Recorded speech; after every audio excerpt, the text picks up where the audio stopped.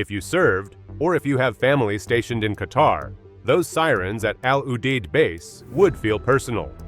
Imagine being told to shelter in place while missiles streak overhead, knowing that one warhead breaking through could change lives forever. That night wasn't on a faraway battlefield. It was America under direct fire with loved ones crouched in bunkers. What followed wasn't just a military engagement. It was a test of trust, deterrence, and whether the US could truly protect its own in real time. Before we move on, I would like you to subscribe to the channel and like the video. In the dead of night, Udeid went from calm to chaos. The desert sky over Qatar erupted with arcs of fire that left a single question hanging. How many missiles actually tore across the heavens before impact? Iran's barrage came without fanfare, no ultimatum, no long prelude.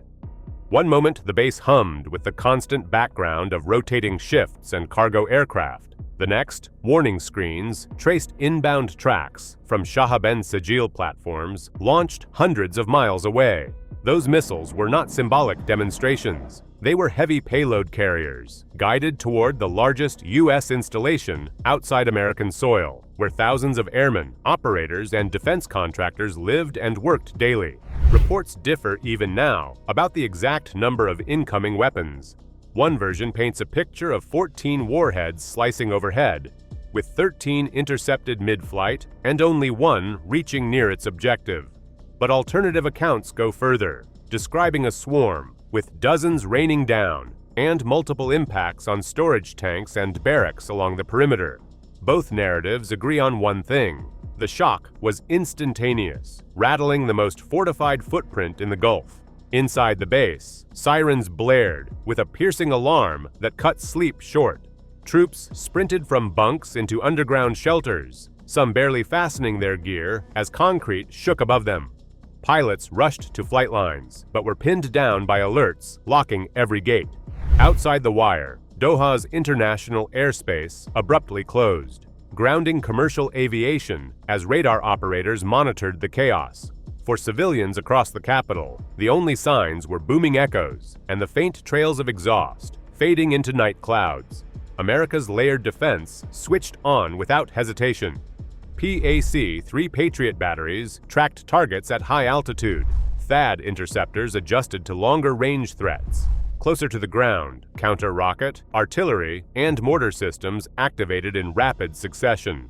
The design was a shield stacked in layers, overlapping to give base commanders confidence. But even as shield this intricate was never fully seamless. Eyewitness accounts describe interceptors clawing upward in brilliant streaks, slamming into targets mid-air. For seconds, the desert lit up not from dawn, but from expanding shockwaves, high above and directly overhead. Some missiles disintegrated in violent fireballs, scattering fragments harmlessly over sand. Others appeared to slip through the net. With communications jammed, ground units didn't know which explosions were incoming hits and which were successful kills. That fog of uncertainty spread faster than the missiles themselves. Conflicting accounts in the aftermath only deepened suspicion. Some official claims insisted the base suffered no loss of life, pointing to the shield as proof. Yet other narratives told of fire tearing through sleeping quarters, with dozens injured in seconds, some never making it out alive. Fuel containers near logistics hubs may have been hit, sending towers of flame into the night sky. Reporters outside the perimeter were kept from filming, leaving speculation as the only circulating evidence. The most troubling twist surfaced later. Amid wreckage surveys, one of the massive radar-linked communication domes was reported destroyed. That structure wasn't just a piece of equipment. It was a nerve hub for relaying air defense coordination stretching over half the Gulf.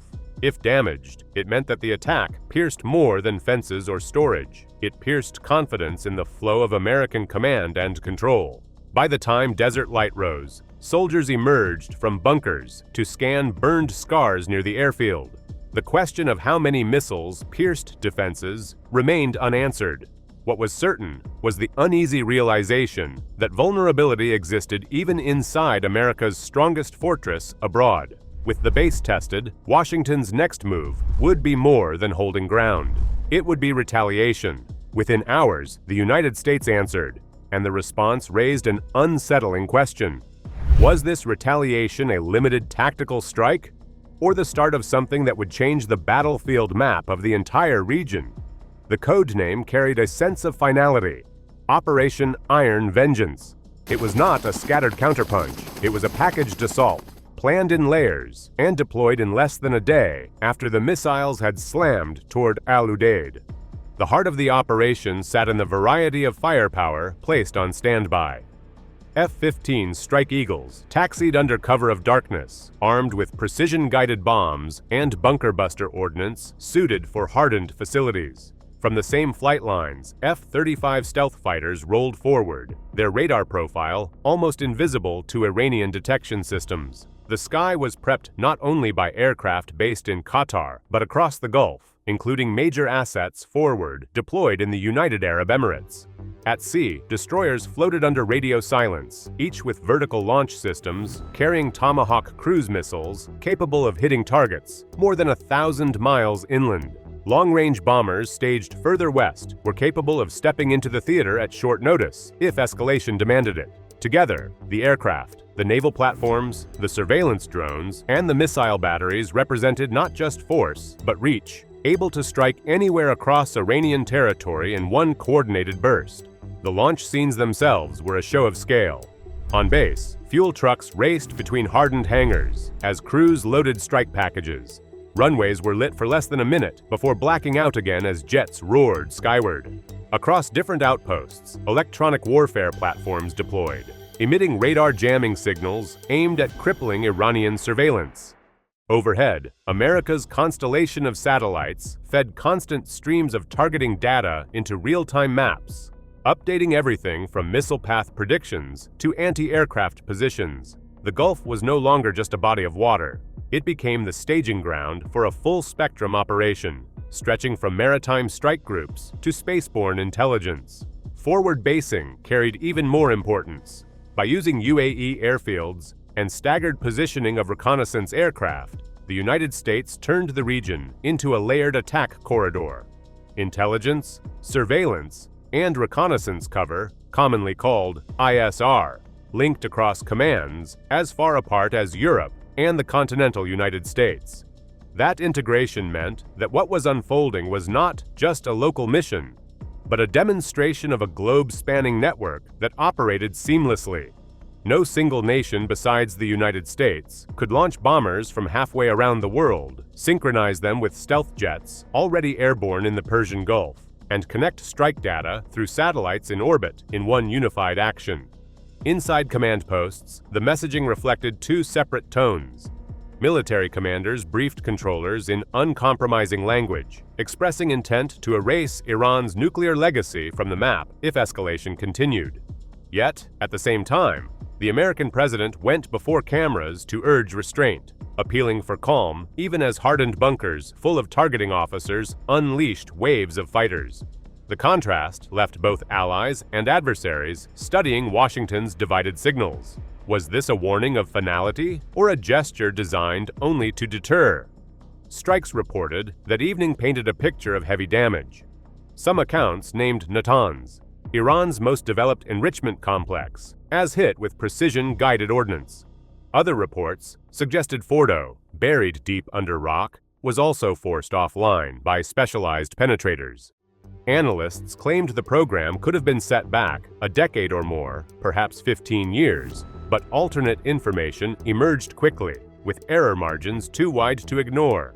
Iranian sources pointed to the survival of enrichment cascades and the rapid return of teams to underground operations. The truth behind those claims is still uncertain. A single missile volley against Al-Udeid spiraled into something far larger than an exchange of fire. It became a test of deterrence, revealing how fragile the regional balance always was, even beneath the surface of normal operations. One night of explosions carried enough weight to shift alliances, alter strategies, and unsettle markets half a world away. So the question remains, was the strike a deterrent victory that reinforced American power, or the spark that nearly pushed the Gulf into uncontrollable conflict? In today's battles, it is not who fires first that matters. It is how quickly everything transforms after.